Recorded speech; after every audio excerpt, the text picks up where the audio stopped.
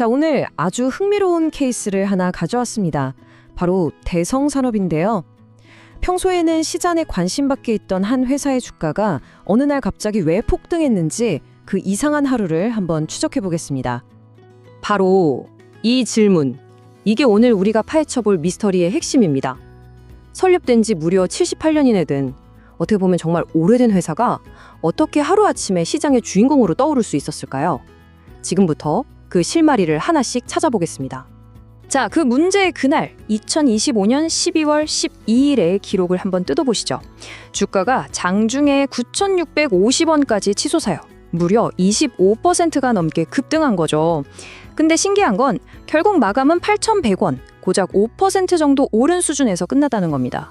이 어마어마한 고점과 종가의 차이, 바로 여기에 오늘 이야기의 중요한 힌트가 숨어 있습니다. 거래량을 보면 이건 진짜 깜짝 놀랄 수준입니다. 이 차트 좀 보세요. 바로 전날까지만 해도 거의 미미하던 거래량이 단 하루 만에 4천만 주 이상으로 말 그대로 폭발해버렸습니다. 이건 그냥 조용히 오른 게 아니라 시장에 돈이 쓰나미처럼 밀려 들어온 하나의 거대한 사건이었다는 뜻입니다. 네, 보셨다시피 정말 하루 만에 천국과 지옥을 오간 아주 드라마틱한 날이었습니다. 도대체 무엇이 이런 엄청난 변동성을 만들어낸 걸까요?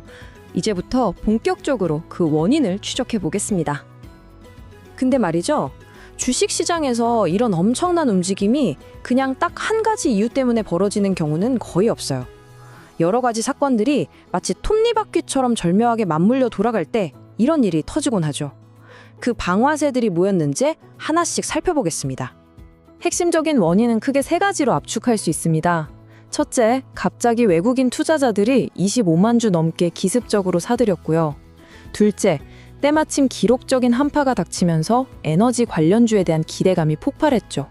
그리고 마지막으로 잘 나가던 시장 주도주들이 잠시 쉬어가는 틈을 타서 소외됐던 주식으로 돈이 확 몰리는 이른바 순환매 장세가 펼쳐졌습니다. 이 세 가지가 같은 날 딱 맞아 떨어지면서 말 그대로 퍼펙트 스톰을 만들어낸 겁니다. 바로 이런 상황을 우리 주식시장에서는 아주 재밌게 빈집털이라고 표현합니다. 비유가 참 재밌죠. 시장의 주인공들, 그러니까 잘 나가던 주도주들이 잠시 자리를 비운 사이에 아무도 쳐다보지 않던 주식의 빈집으로 돈이 기습적으로 쳐들어가는 것과 같다는 의미입니다.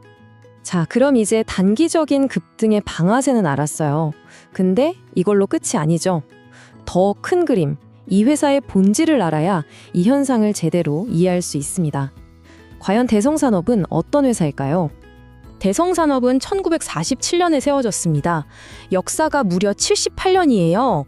그러니까 갑자기 툭 튀어나온 그런 회사가 아니라는 겁니다. 우리나라 산업 역사와 거의 궤를 같이 해온 그런 뼈대 있는 전통 기업이라는 거죠. 이 회사가 뭘로 돈을 버는지 보면 정체성이 딱 드러납니다. 매출의 약 42%가 석유나 가스 유통에서 나오고요. 39%는 발전소 운영 같은 발전 사업에서 나옵니다. 합치면 80%가 넘죠. 네, 본질적으로 에너지를 팔거나 만드는 회사라고 보시면 됩니다.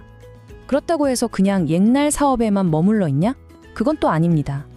보시는 것처럼 수소 연료전지 사업에도 뛰어들고 있고 베트남이나 카타르 같은 해외에서 자원 개발도 하고 있어요.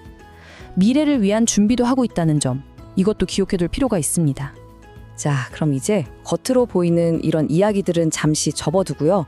회사의 속살, 그러니까 재무제표를 한번 들여다보죠. 일종의 건강검진이라고 할 수 있겠네요. 과연 이 회사의 체력은 튼튼할까요? 매출액부터 보세요. 연간 약 1조 4,700억 원. 와, 숫자만 보면 정말 엄청난 규모의 회사죠? 이 정도면 대기업이라고 할 수 있습니다. 그런데 바로 다른 숫자를 보면 고개를 갸우뚱하게 됩니다. 영업이익률이 고작 1.47%예요. 이게 무슨 말이냐면 1조 4,700억 원어치를 팔아서 회사에 남는 이익은 아주 적다는 뜻입니다. 덩치는 큰데 실속은 별로 없는 거죠. 바로 여기서 이 회사의 딜레마가 시작됩니다. 그리고 바로 이 숫자가 투자자들을 흥분하게 만드는 포인트입니다. 주가순자산 비율, PBR이 0.49.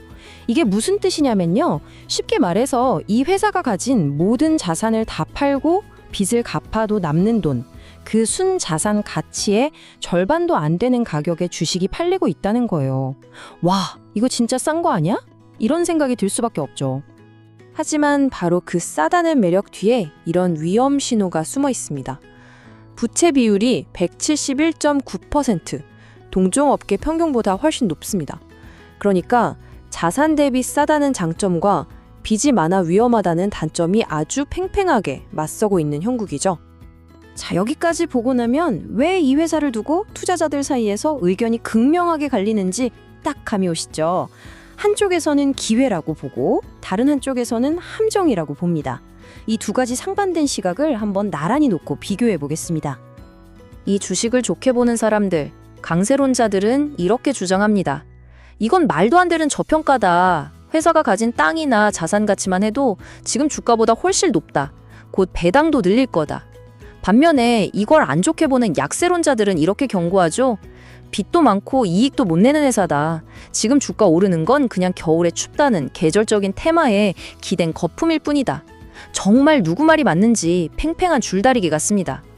자, 이제 거의 다 왔습니다. 모든 증거들을 테이블 위에 올려놓고 마지막 핵심 질문으로 들어가 보죠. 다시 그날 12월 12일의 주가 차트로 돌아가 보겠습니다. 이 차트 모양을 보세요. 이걸 기술적 분석에서는 긴 윗골이라고 부르는데 이게 뭘 의미하냐면요. 매수 세력이 가자 하고 산 정상까지 주가를 쭉 밀어 올렸는데 정상에서 기다리고 있던 매도 세력의 엄청난 물량에 그대로 밀려서 내려온 거예요. 말하자면 정상 탈환에 실패한 흔적 같은 거죠. 그래서 결국 우리는 이 질문 앞에 서게 됩니다. 그날의 급등은 이 회사가 가진 숨겨진 자산 가치가 드디어 빛을 발하기 시작한 신호탄이었을까요?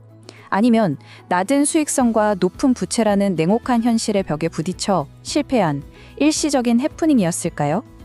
과연 대성산업은 먼지를 닦아내면 빛날 숨겨진 보석일까요? 아니면 싸다는 매력으로 투자자를 유혹하는 전형적인 가치 함정일까요? 판단은 여러분의 몫입니다.